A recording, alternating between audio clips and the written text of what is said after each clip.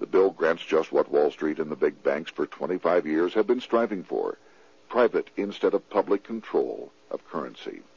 It, the Glass-Owen bill, does this as completely as the Aldrich bill.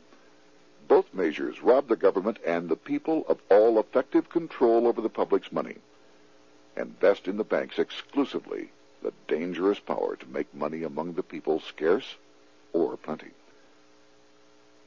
During the debate on the measure, senators complained that the big banks were using their financial muscle to influence the outcome. "There are bankers in this country who are enemies of the public welfare," said one senator. What an understatement. Despite the charges of deceit and corruption, the bill was finally snuck through the Senate on December 22, 1913, after most senators had left town for the holidays, after having been assured by the leadership that nothing would be done until long after the Christmas recess. On the day the bill was passed, Congressman Lindbergh prophetically warned his countrymen that this act establishes the most gigantic trust on earth. When the president signs, legalized. The people may not know it immediately, but the day of reckoning is only a few years removed. The worst legislative crime of the ages is perpetrated by this banking bill.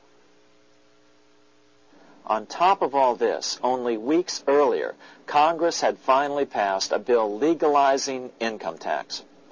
Why was the income tax law important? Because bankers finally had in place a system which would run up a virtually unlimited federal debt. How would the interest on this debt be repaid? Never mind the principal. Remember, a privately owned central bank creates the principal out of nothing. The federal government was small then.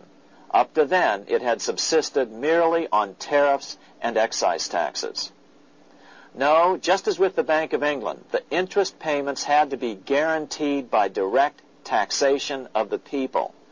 The money changers knew that if they had to rely on contributions from the states, eventually the individual state legislatures would revolt and either refuse to pay the interest on their own money or at least bring political pressure to bear to keep the debt small.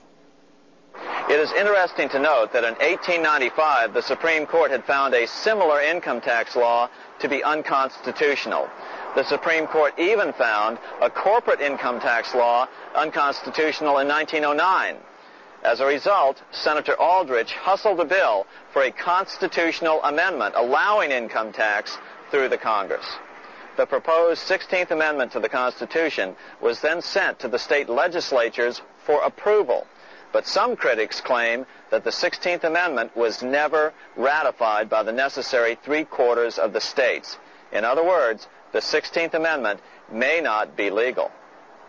But the money changers were in no mood to debate the fine points.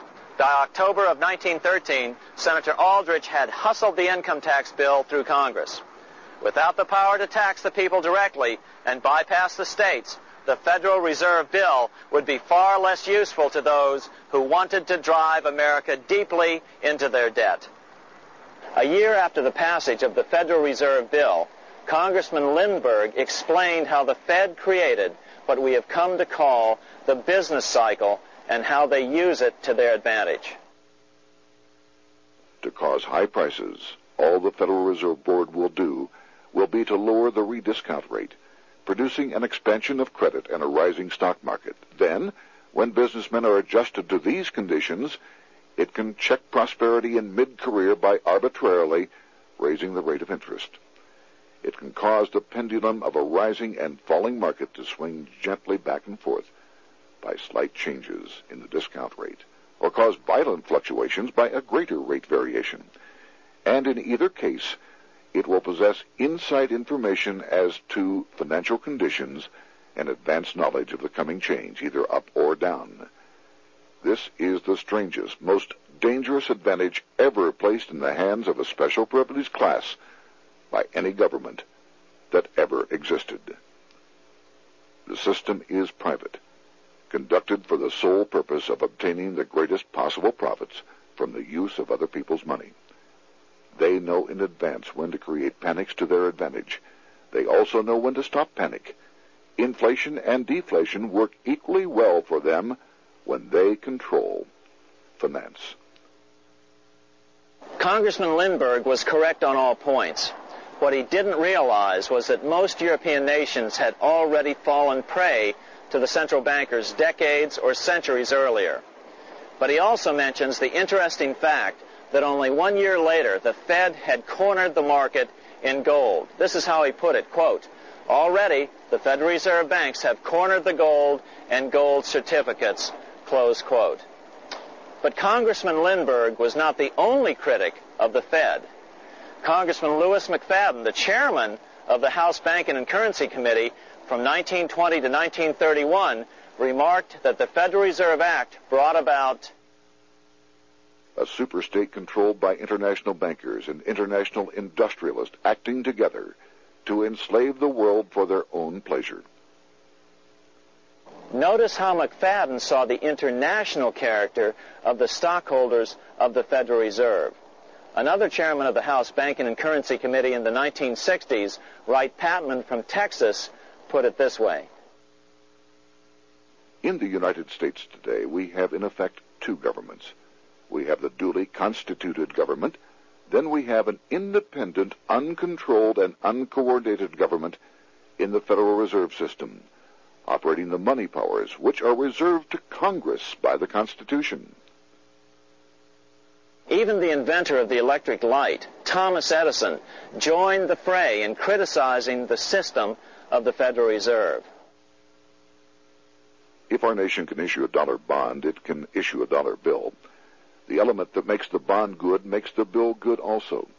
The difference between the bond and the bill is the bond lets money brokers collect twice the amount of the bond and an additional 20%, whereas the currency pays nobody but those who contribute directly in some useful way. It is absurd to say that our country can issue $30 million in bonds and not $30 million in currency. Both are promises to pay, but one promise fattens the usurers and the other helps the people. 3 years after the passage of the Federal Reserve Act, even President Wilson began to have second thoughts about what had been unleashed during his first term in office. We have come to be one of the worst ruled, one of the most completely controlled governments in the civilized world, no longer a government of free opinion, no longer a government by a vote of the majority, but a government by the opinion and duress of a small group of dominant men. Some of the biggest men in the United States in the field of commerce and manufacture are afraid of something. They know that there is a power somewhere so organized, so subtle, so watchful, so interlocked, so complete, so pervasive, that they had better not speak above their breath when they speak in condemnation of it. Before his death in 1924, President Wilson realized the full extent of the damage he had done to America when he confessed, "I have unwittingly ruined my government." So finally, the money changers, those who profit by manipulating the amount of money in circulation, had their privately owned central bank installed again in America.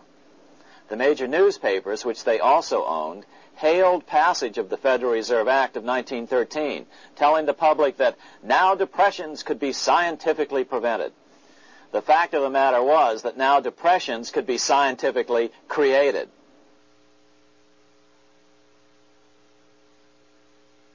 Power was now centralized to a tremendous extent.